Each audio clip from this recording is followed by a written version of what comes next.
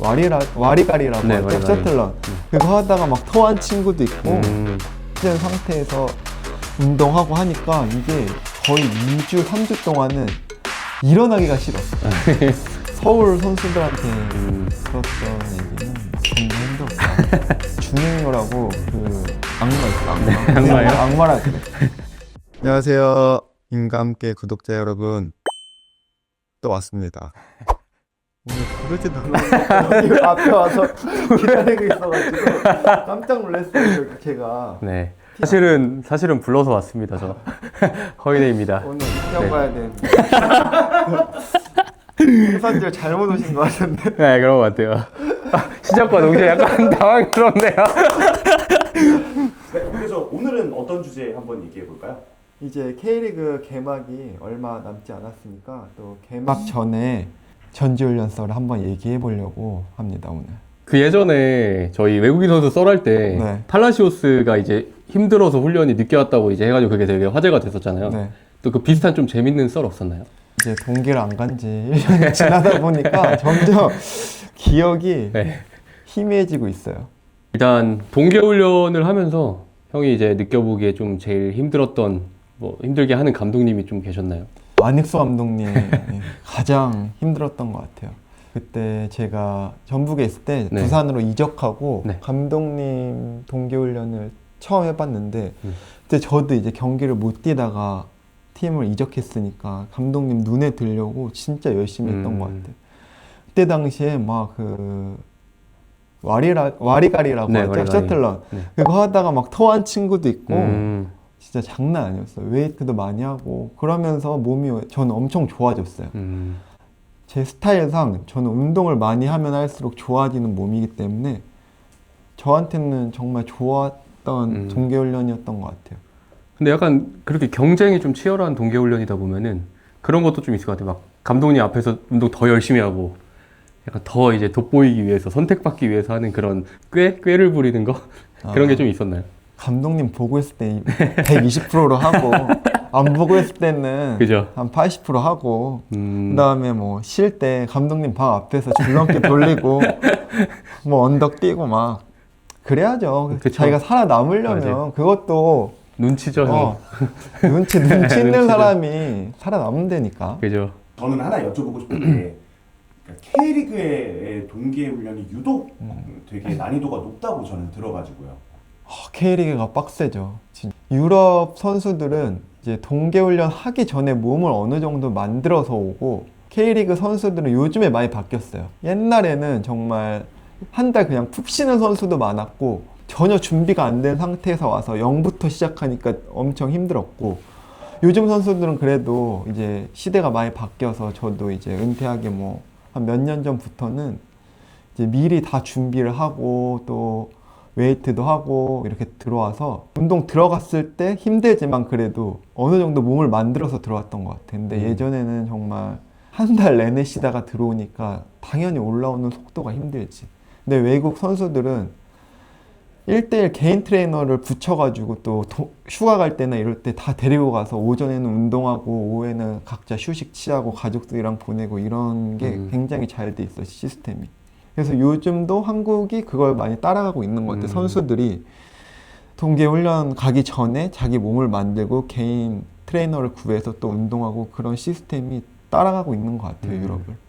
약간 기본적으로 우리나라는 1차 때 체력 훈련을 많이 해서 막 끌어올리고 2차에서 막 전술훈련 되게 많이 하고 그러잖아요. 1차 때는 거의 볼을 안 만진다고 생각하면 돼. 선수들이 가장 싫어하는 건 볼 없이 뛰는 거예요.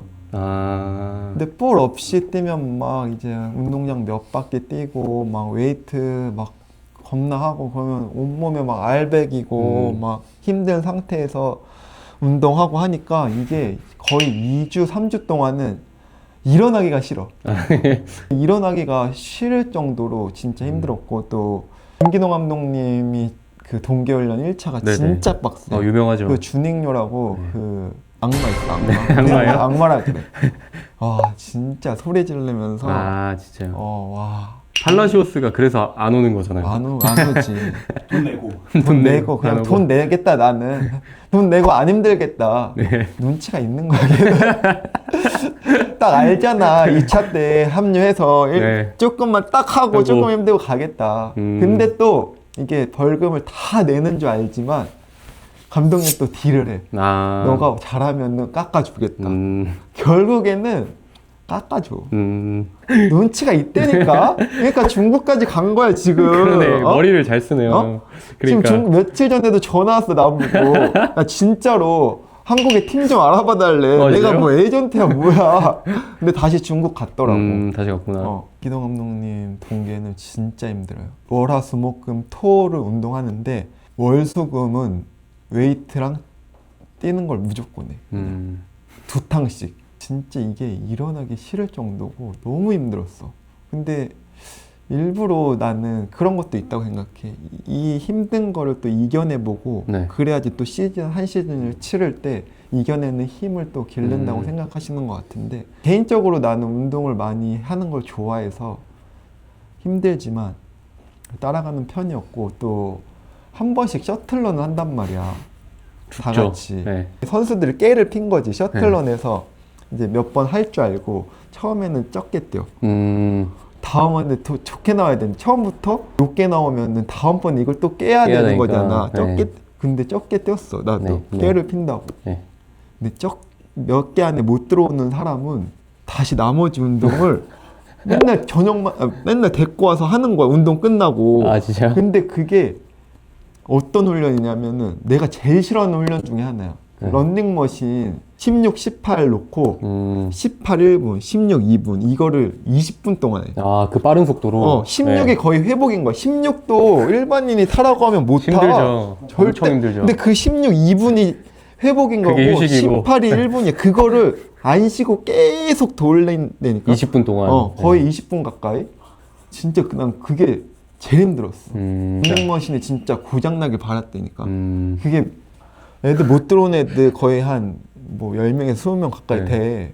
그 선수들이 다 뛰고 기다렸다가 와, 난 진짜 그거는 다시 나오고 싶진 않더라고. 그래서 이제 다음 동계훈련부터 아니까 그때부터 진짜 죽어라고 뗐지. 셔틀런 그냥 떴으니까. 열심히 처음부터. 근데 그게 약간 준익료가 다 만든 프로그램이라서 악마네요, 진짜. 악마야. 근데 그런 거 있잖아요. 그 체지방을 매주 재는 구단이 있었대요. 아, 맞아. 우리 서울에 있을 때도 체지방을 일주일에 한 번씩 쟀어. 그래서 체지방이나 몸무게 체크를 항상 하고 그랬던 것 같아. 그 기준이 있어요? 뭐 몇 프로 넣으면 안 된다 이런 게 지방. 있지. 그게 몇 프로 정도? 몇 넘으면은 이제 뭐 빼라고 하고 줄이라고 하고 이렇게 얘기를 해줘. 아, 사람마다 다른 다르니까. 거죠. 아침 산책 나가기 전에 이제 재고 나가. 일찍 가가지고 피지컬 방에. 이제 외국인 선수들이 그런 걸로 되게 이슈가 많았던 경우가 있었다고 하더라고요. 14, 15%가 까지도 임박하는 선수도 있었다고. 맞아. 용병 외국인 애들이 보면은 먹고 싶은 거 먹고 운동 안 하고 오는 것 같아. 아. 그래서 뭐 팔라시오스도 몸이 엉덩이가 이래서 와가지고 못 뛰어. 뭐 운동 엄청 시키긴 하지. 외국인 선수들 그 편차가 되게 심한 것 같아요. 그 마이컴이라고 지금 울산에 있는 115kg로 들어왔대요. 115. 그래서 아예 그 여름에 들어왔는데 프리시즌을 하다 들어왔는데 이제 처음에 오면 몸무게를 재잖아요. 연맹 그 데이터를 내야 되니까 115kg가. 아 진짜? 네. 피디님이 울산 팬이잖아요. 말콩도 한국에서 배고플 때 와가지고 중국 가서 돈 벌었지, 그치. 사우디 와서 돈 벌었지. 지금은 재벌이야 재벌. 그러니까 진짜 한국에서 그 배고픔을 잊지 않았으면 좋겠습니다. 버린 것 같습니다. 잊어버린 것 같아요. 울산 팬들 그 말컴을 살려야 됩니다. 지금 울산이 잘 되려면. 그 올해 동계훈련 관련해서는 형이 혹시 뭐 선수들한테 들은 얘기 있나요? 뭐 친한 선수들이 주변에 워낙 많으니까. 서울 선수들한테 들었던 얘기는 뭐 겁나 힘들었다. 네. 어쨌든 아챔이 그래도 있었잖아 최근에. 네네. 빨리 시작해서 있었기 때문에 그 정도의 힘듦은 아니었던 것 같아. 내가 봤을 때는. 왜냐면 딱 줄여서 해야 되니까 경기도 이제 준비를 해야 되는 상황이니까. 일찍 시작하니까. 어. 네. 근데 제가 여기 오면서 상호랑 이제 통화를 했는데 이 동계훈련 오늘 에피소드 얘기를 해야 되니까 음. 좀 어땠는지 얘기 좀 해달라고 이렇게 물어보니까 훈련 자체는 막 이렇게 크게 변한 건 없었는데 울산은 근데 강도가 되게 세게 훈련을 했다고 하더라고요. 전년도에 비해서. 그래서 막 선수들끼리 이제 워낙 작년에 이제 성적이 안 좋았다 보니까 그런 거에 있어서 조금 극복하기 위해서 선수들끼리도 조금 뭔가 으쌰으쌰 엄청 많이 하고 있고 그런 분위기는 있다고 합니다. 너무 기자 모드인데 지금? 너무 딱딱했어. 아 그래요? 상호가 그렇게 얘기해달래? 상호가 이렇게만 딱 상호는 나한테 얘기 그렇게 안 하던데? 나도 어제 통화에 전화 와가지고 얘기해도 돼요? 아니 자기가 몸이 제일 좋았대. 제일 좋았다고는 하지 네. 않고 몸이 좋았대. 그래 근데 자랑 많이 이유가 하지. 우리가 이제 네. 가기 전에 또 이내랑 셋이 밥을 먹었거든. 네. 그래서 또 내가 수원에서 경기 못 뛰다가 포항 가서 터질 그 나이더라고. 보니까 걔가 34 그래서, 이니까. 그 얘기를 되게 많이 해줬고 그때 어땠는지 얘기해줬는데 자기도 그 피지컬이랑 계속 운동을 했대. 남아서 계속 운동하고 그러니까 뭔가 자기도 올해 절치부심한 마음으로 보여드리고 싶은 울산 팬들에게 보여드리고 싶은 것 같습니다. 응원해주세요 좀. 얘가 나쁜 애는 아니에요. 맞아요. 자기가 올해 잘하고 이 채널 나온다고 합니다. 의지가 지금 장난이 의지가. 아니더라고요 진짜. 근데 윙 보더라고. 윙은 약하긴 한데. 많이 약하죠? 윙은 내가 좀 가르쳐줘야 될 것 같아. 그러니까 형이 체력 테스트도 1등 했다고 하더라고 자기가. 울산 화이팅! 화이팅! 아 울산에서 이희균 선수가 엄청 자기는 개인적으로 기대된다 하던데 같은 너무 포지션인데? 잘한대요. 아 그래? 네, 지금 잘하고 있대요. 그 말을 했어요 아무튼. 같은 포지션 네. 아니야? 경쟁자? 수원도 물어보니까 네. 조금 생각보다 이제 체력 훈련보다는 네. 전술적으로 많이 한다고 하더라고. 이제 감독님 축구에 맞게끔 해야 되니까 전술적인 얘기를 많이 하고 전술적으로 많이 한다고 들었어. 이런 체력 훈련보다는. 하여병은 그 프로 생활 하시면서 이렇게 사단 전체가 이렇게 이동하시는 경우는 뭐 보신 적 있으세요 혹시? 최초 아닌가 이번이? FC 서울. 네. 아 서울. FC 김기노 감독님이 그랬던 것 같고 어쨌든 사단으로 움직이는 게 나도 맞다고 생각해. 왜냐면은 자기 마음을 다 공유할 수 있어야 되고 어떤 축구인지 다 정립이 되어 있잖아. 코치들부터. 네. 그렇기 때문에 그게 맞다고 생각하고 나 또한 올해 수원 축구가 기대가 돼. 왜냐면 항상 어떻게 보면 수원은 상위 레벨에 있어야 돼. K1에서도.